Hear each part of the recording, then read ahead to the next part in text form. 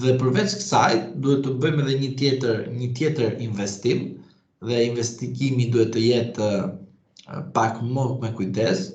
Do të shikojmë se si do dalë rezultati, dhe në rast se Rama dhe Veliaj, se unë i bëj bashkë ata, pavarësisht se ne jemi mësuar që kush futet në burg mbaroj situata e tij, por Rama dhe Veliaj në rast se bashkë bëjnë mbi 70 mandate, unë mendoj se Verion Veliaj në një moment të caktuar mund të ofrojë nga burgu njerëz të vet dhe t'i tregojë që të godasin Partinë Socialiste, po në cilin kuptim goditja nuk jetë për Partinë Socialiste, po për Edi Ramën, i cili në fund fare futi në burg Verion Veliajin. Dhe normalisht, duke qenë në këto kushte, sepse drejtësia është e Edi Ramës, ai vetë ka thënë, drejtësia është e imja. Unë lavdroj Altin Tumane, do të thotë që bravo Altin që ma fut Erionin në burg, që nuk kupton qartësi që Partia Demokratike pa ndihmën e PSD-s dhe pa ndihmën e Erion Velis që të godasi Partinë Socialiste nuk mund të vi dot në pushtet. Që do të thotë ne duhet i referojmë gjithmonë praktikës politike shqiptare që pa luftën e brendshme që kishte Ilir Meta dhe Fatos Nano, kur nuk vinte në pushtet Sali Berisha në 2005.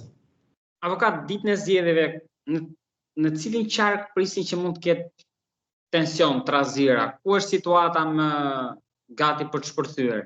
Në Fier është për të shpërthyer. Deputeti i PD-s në Albati rre shoferin e kamionit, Xhelal Ziu. Nuk e di se bën deputet atë, nuk ka kuptim ta xhoj zërin tim për atë njeri. Nuk ka kuptim sepse ju ham të gjallë, pra kemi një intensifikim, pra është rritur tensioni. Është rritur, po mos harroni një fakt që ne nuk jemi mësuar të zhvillojmë zgjedhje, ne mendojmë se po jemi në luftë. Kur klasa politike të kuptojë që në zgjedhjet nuk janë luftë për të vrarë njëri tjetrin, por luftë për të luftuar me fjalit tona të mëdha dhe për t'i dhënë qytetarëve shpresën dhe alternativën, atëherë do kuptojnë ata që janë politikanë, por ata nuk janë politikanë për mua.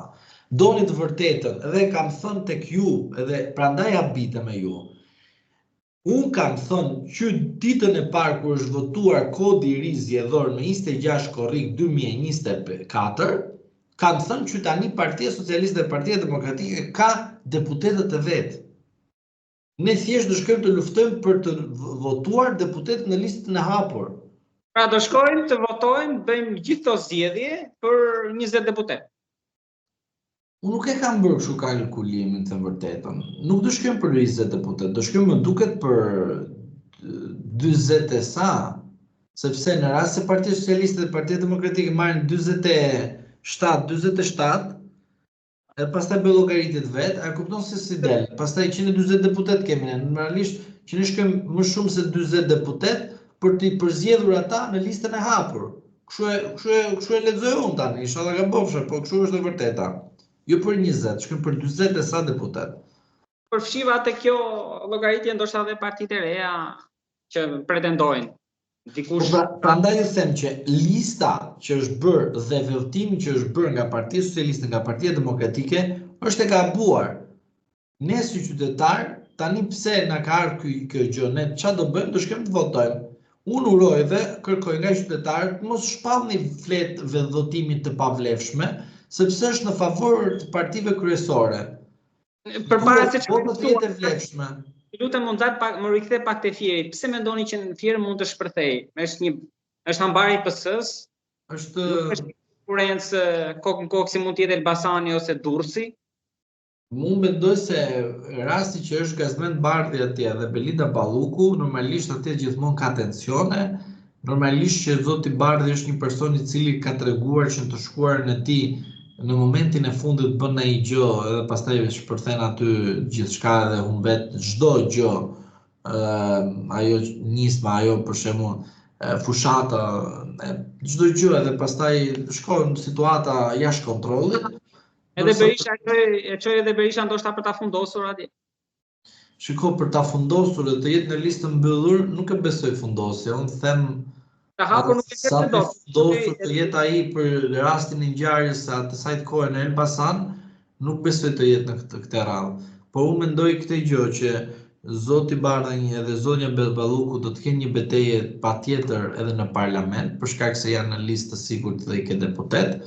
Zoti Bardhi ka bërë shumë kallëzime ndaj zonjës Balluku, dhe përveç kësaj, unë mendoj se zonja Balluku do të mendohet mirë kur të bëjë çdo gjë në të ardhmen, sepse pas dhjetorit, prokurori që i ka dosjet e saj është quhet Altin Dumani.